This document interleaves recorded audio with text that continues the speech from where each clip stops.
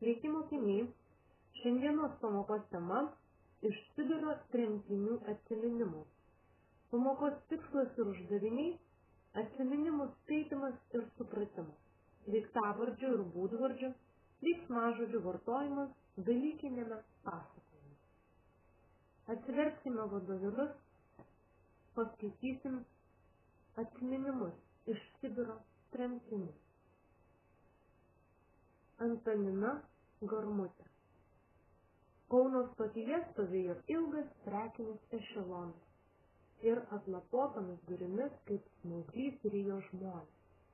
Vos įsikorijo į paskutinį vagoną ir jo duris užkatė.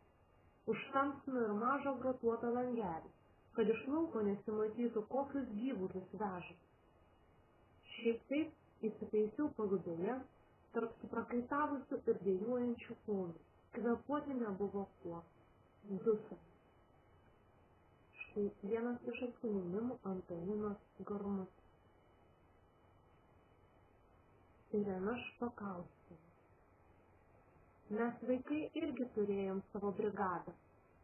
Tempėm į kalną iš pakalnės lentas, molis, šlaikas status.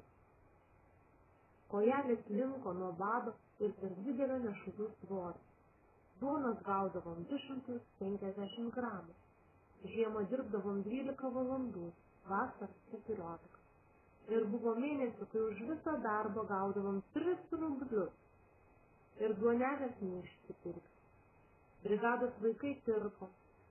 Rytais kurio nors nebesulaukdavom. Dirbdavom poromis, visi nešuliai su 2 galais. Dirbau poroje su Staseliu Zakšausku.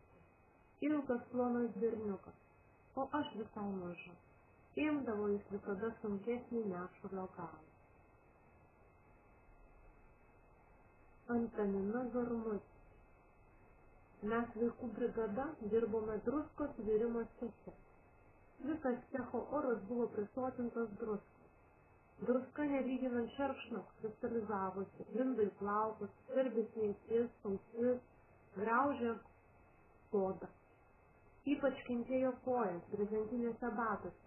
Pro juos lengvai prasiskverbdavo nelemtoji druska, o išgraužtos iki kaulų vietos virto negyjančiomis žaizdomis.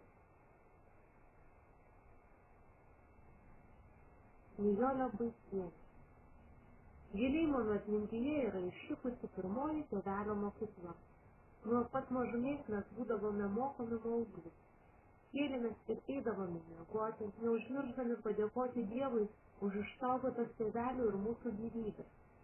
Mylėjo mus tėvelis, mokė dėlioti pirmuosius žodžius, tik gaila labai trūko knygelių, popieriaus, pieštukų, kad tėvelis nepagailėjo su savimi pasiimti.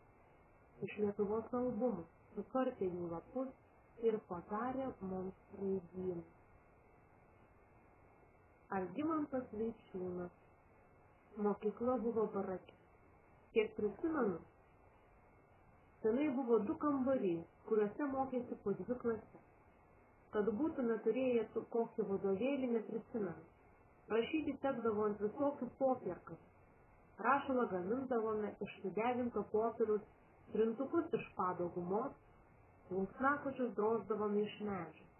Pirmus metus mokykloje ėjo tik tie, kurie visai netiko darbui, nes buvo per mažai. Karolina Stanienė. Pirma žiema saloje buvo pati baisiausia. Tie 9 mėnesiai šalčių ir pūgų be galo ilga poliarinė naktis atrodė niekad nesibaigs. Bet visada širdė jausmas, kad be galo toli, kaip nepasiekiama svajonė yra mūsų Lietuva. O kaip jautėm tėvynės ilgesį per pirmas šventąsias kalėdas saloje. Tai šventei mes taupėm forminį kepalėlį duonos ir cukrų. O kiek gražių prisiminimų, kaip šventėme šventas kalėdas Lietuvoje ir visos kalbos vis sukosi apie maistą. Mes nesvajojom apie anksčiau valgytus skanėstus, didžiausias noras buvo sočiai prisivalgyti Lietuvoje.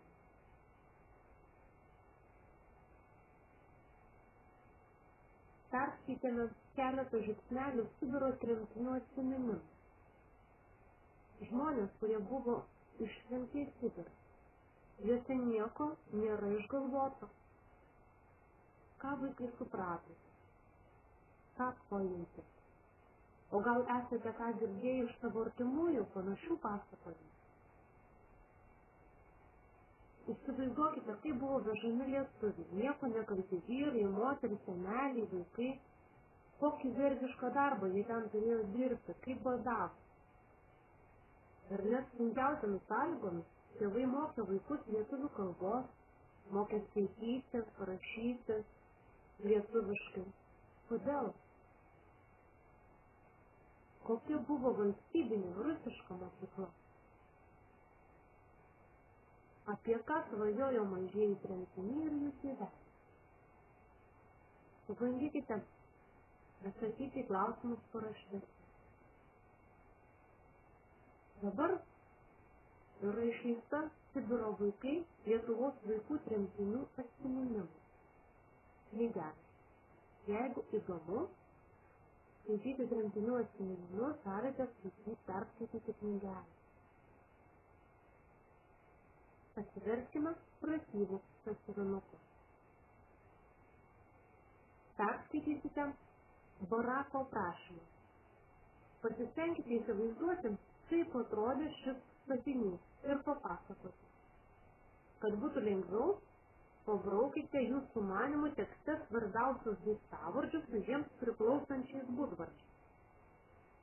Lietuvių tremtinių barakas. Tremtinių atsiminimuose yra iš svetimos kalbos atėjęs žodis barakas. Jį rasti ir dabartinės lietuvių kalbos žodyne. Kaip manai, kada į lietuvių kalbą atėjo šis žodis? Iš pirmo pratimo teksto išrašykite būtojo kartinio ir būtojo dažninio laiko veiksmažodžių. Žodžiu, paaiškinkite, kodėl jie vartojami. Perskaitykite tremtinio Vytauto Siniausko pasakojimą.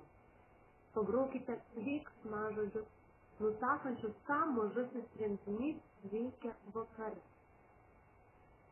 Ir paskutinioji užduotis smalsučiams. Įsivaizduokite, ką poviliukas sapnuoja po sunkios darbo dienos.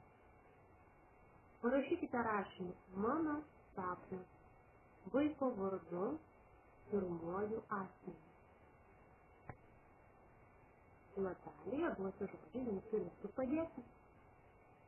Taigi, esmės atliekant užduotis.